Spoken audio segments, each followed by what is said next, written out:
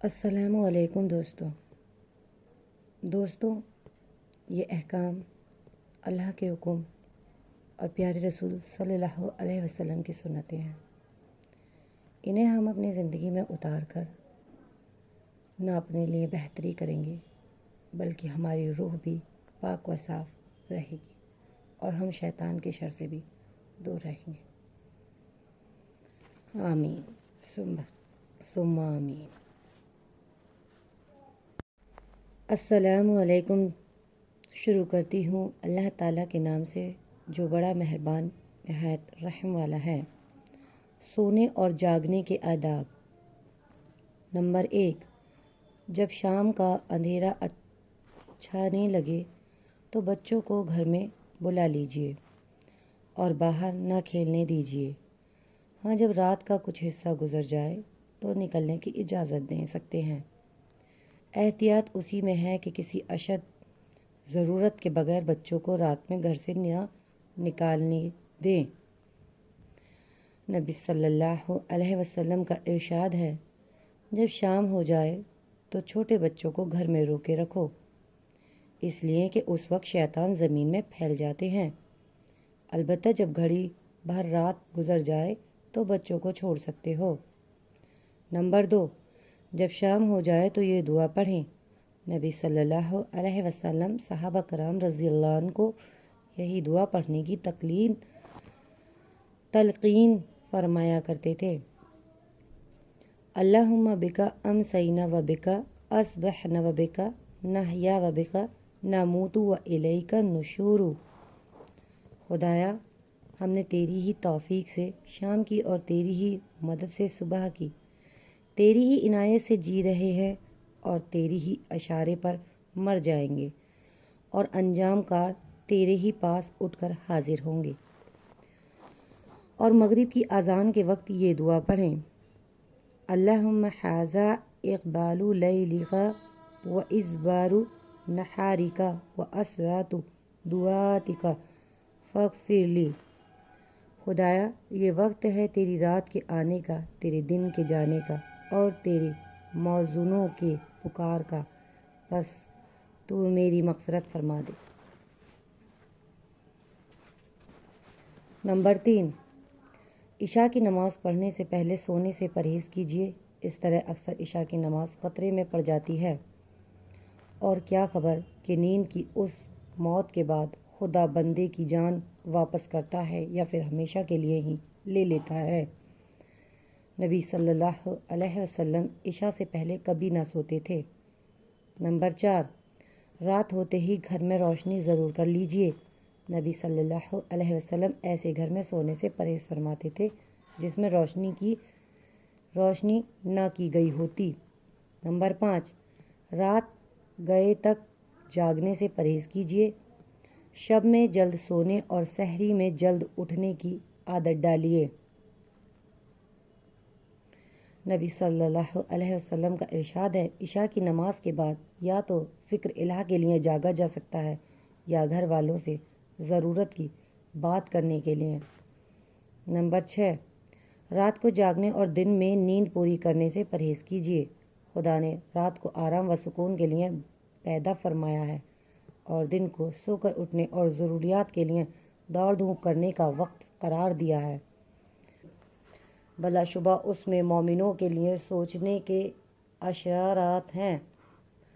رات کو تاریک اور سکون و آرام کا وقت بنانے اور دن کو دوڑ دھوپ اور محنت کے لیے روشن بنانے میں اشارہ یہ ہے کہ رات کو سونے کی پابندی کی جائے اور دن میں اپنی ضروریات کے لیے محنت اور کوشش کی جائے۔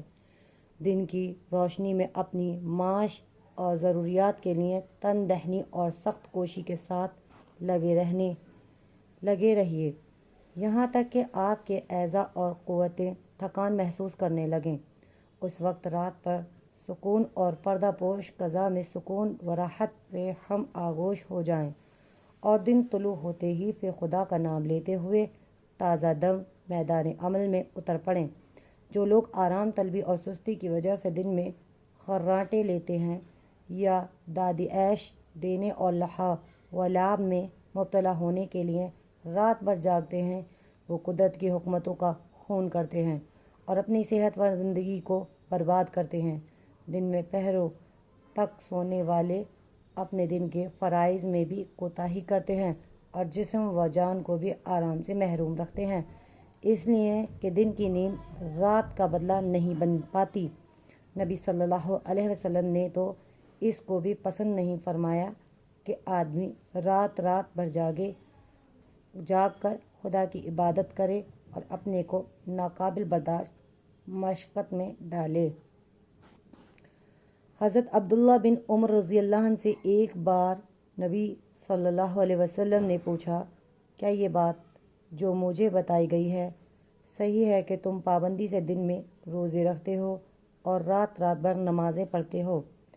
حضرت عبداللہ رضی اللہ عنہ نے کہا، جی ہاں، بات تو صحیح ہے۔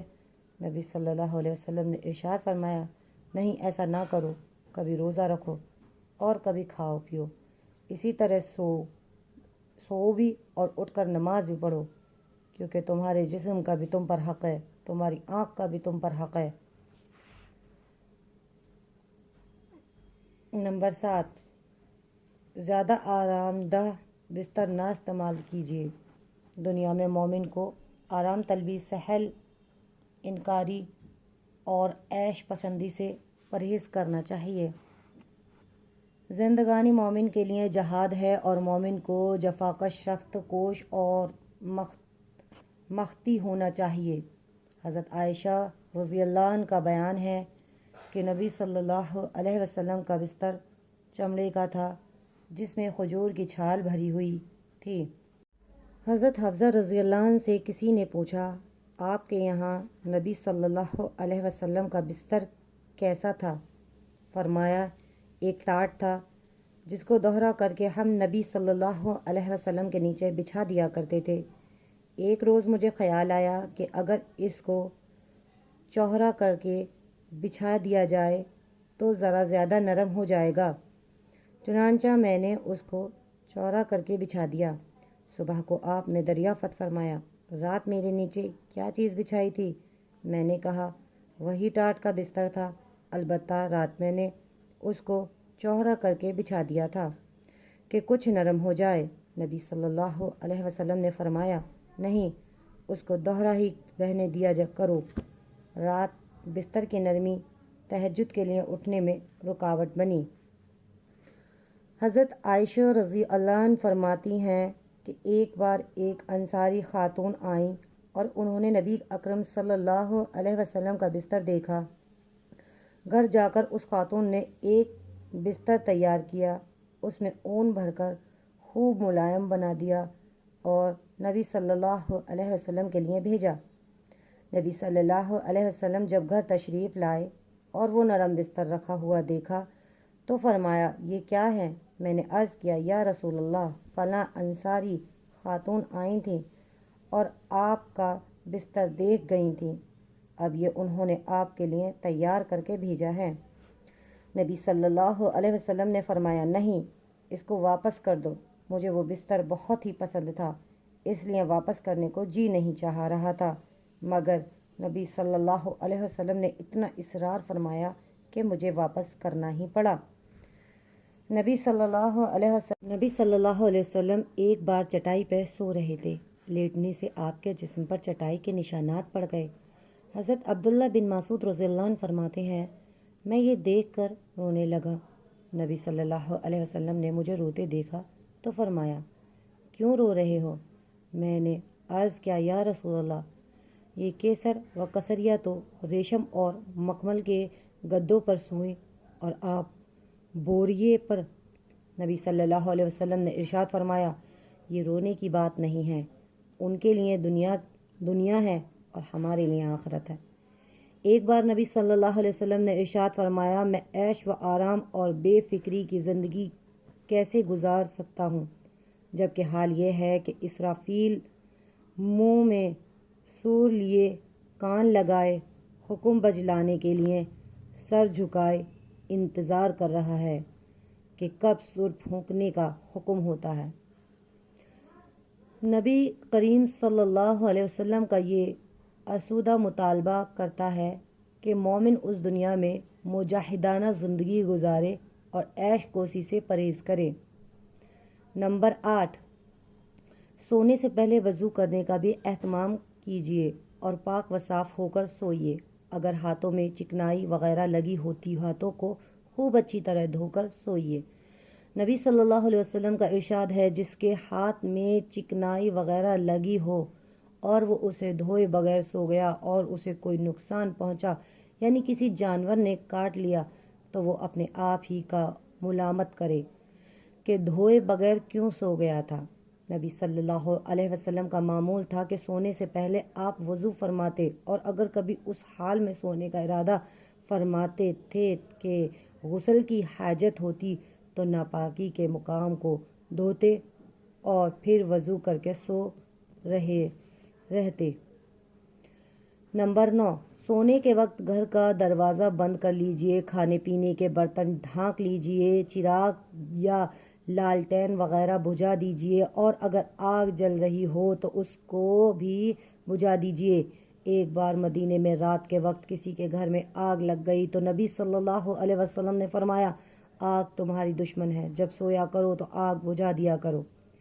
اور نبی صلی اللہ علیہ وسلم نے فرمایا، جب شام ہو جائے تو چھوٹے بچوں کو گھر سے باہر نہ نکلنے دو، کیونکہ اس وقت شیطان زمین میں پھیل جاتے ہیں، پھر جب گھڑی بھر رات گزر جائے تو انہیں چھوڑ دو اور بسم اللہ کہہ کر دروازہ بند کر دو اور بسم اللہ کہہ کر ہی بتی بجھا دو اور بسم اللہ کہہ کر ہی پانی کی مشک کا منہ باندھ دو اور بسم اللہ کہہ کر ہی کھانے پینے کے برتن ڈھانک دو اور اگر ڈھانکنے کے لیے کوئی سر پوش وغیرہ موجود نہ ہو تو کوئی اور چیز ہی برتن پر رکھ دو۔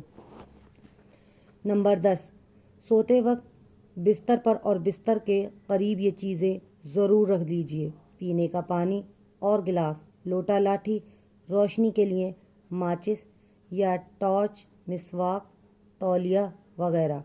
اور اگر آپ کہیں مہمان ہوں تو گھر والوں سے بیت الخلاء اور وغیرہ ضرور معلوم کر لیجیے، ہو سکتا ہے کہ رات میں کسی وقت ضرورت پیش آ جائے اور زحمت ہو۔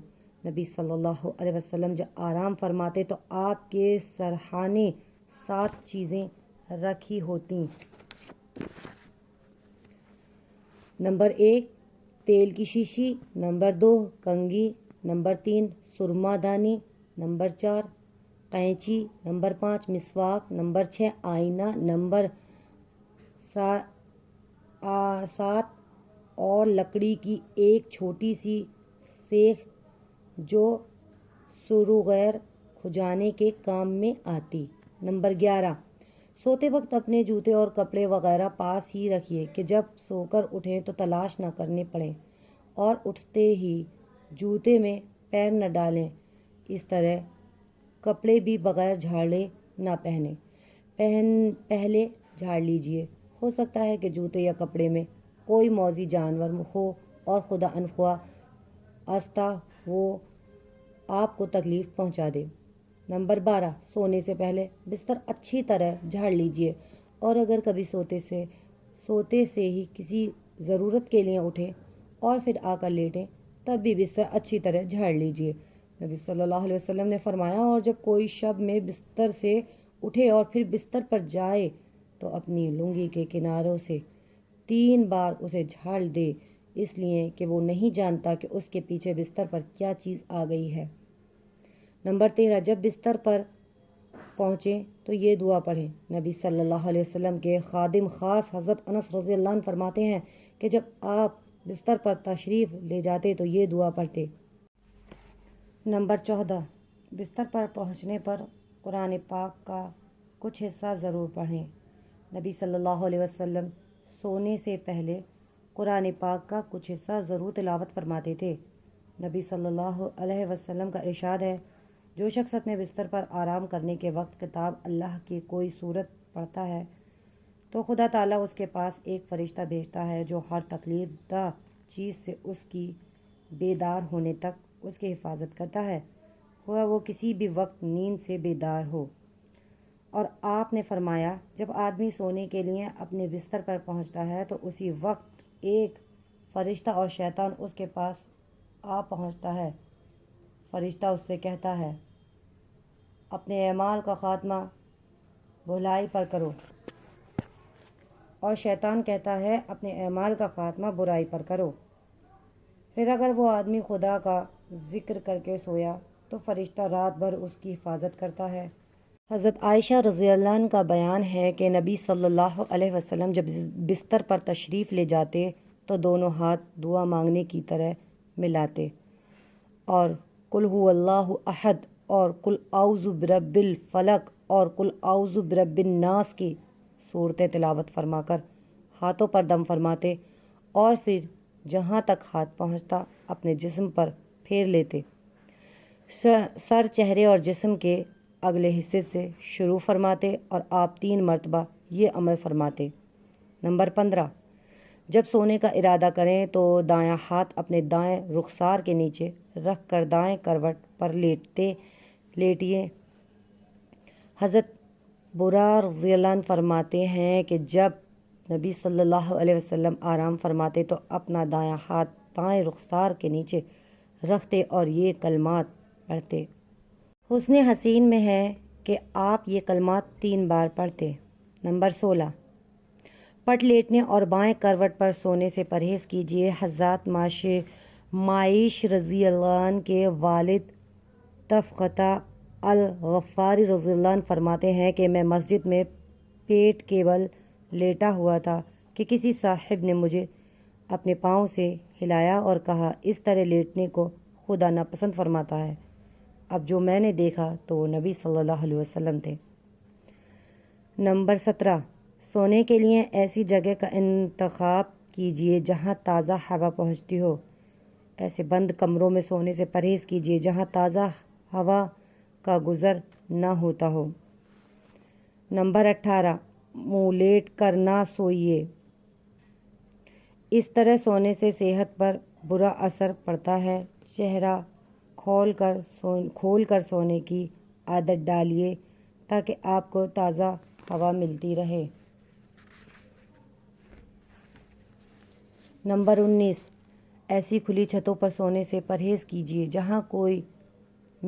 جہاں کوئی مونڈیری یا جنگل وغیرہ نہ ہو، اور چھت سے اترتے وقت اہتمام کیجیے کہ زینے پر پاؤں رکھنے سے پہلے آپ روشنی کا انتظام کر لیں۔ بعض اوقات معمولی سی غلطی سے کافی تکلیف اٹھانی پڑتی ہے۔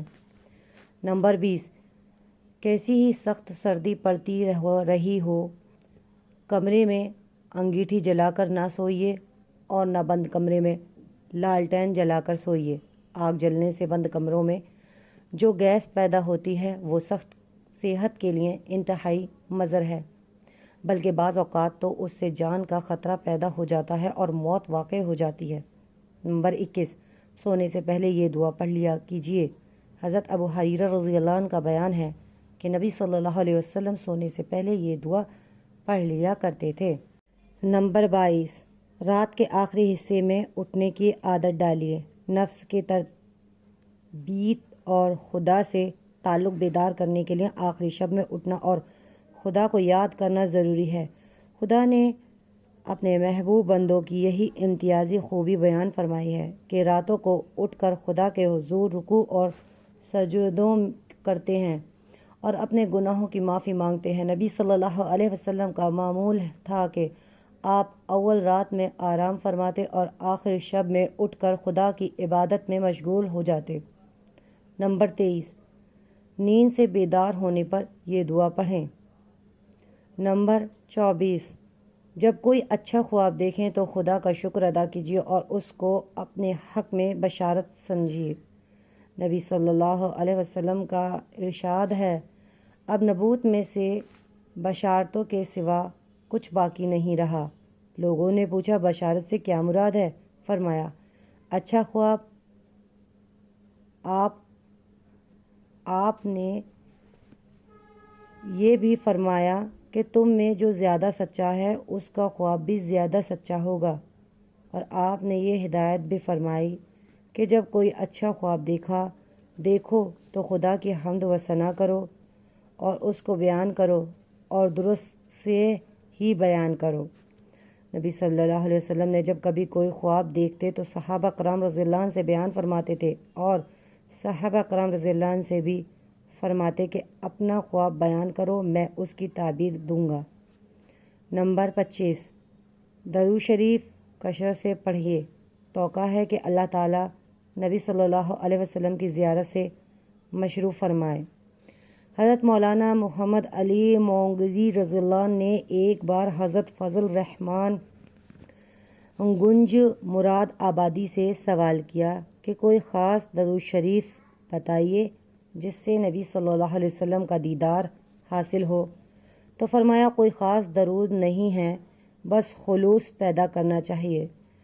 پھر کچھ تأمل کے بعد ارشاد فرمایا، البتہ حضرت سید حسین رضی اللہ عنہ کو اس درود کا عمل کارگر ہوا۔